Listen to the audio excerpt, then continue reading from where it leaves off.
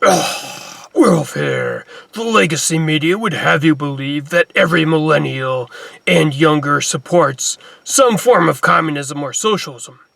But here's an excellent book that I'd recommend, written by a millennial, Tarl Warwick, better known on the internet as Styxhexenhammer666. In fact, I think this book should be required reading in every American classroom.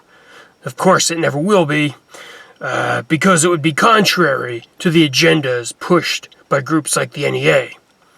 Against Communism, A Tract Against an Absurd Ideology is a series of short essays. The book is only 36 pages and cost me $5 online.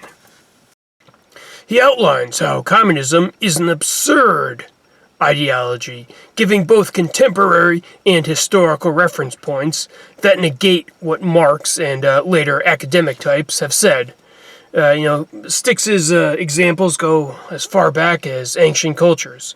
One of his main points is that competition is an evolutionary drive, and that it's contrary to the mere existence of communism.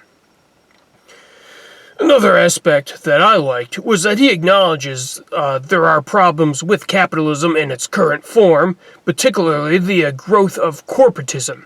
He explains that the idea that we call the free market hasn't really existed in its pure form since the end of the 19th century. That was just before monopolies and government intervention messed it up.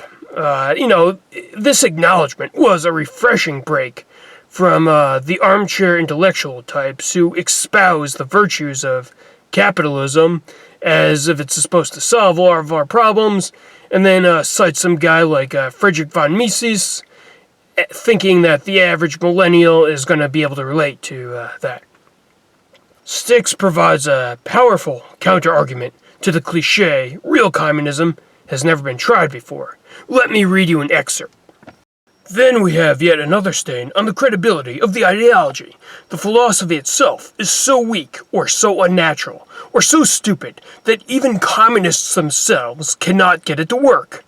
Like a convoluted Rube Goldberg machine, it breaks down at the slightest perturbation in a world where chaos is frequent and disasters, over the short span, are likely, and over the long term, are inevitable.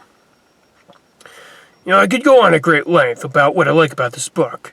I recommend buying it, and if you know a social justice type, perhaps a Starbucks Marxist, who might still listen to you at this point, perhaps a friend or a family member, lend them your copy.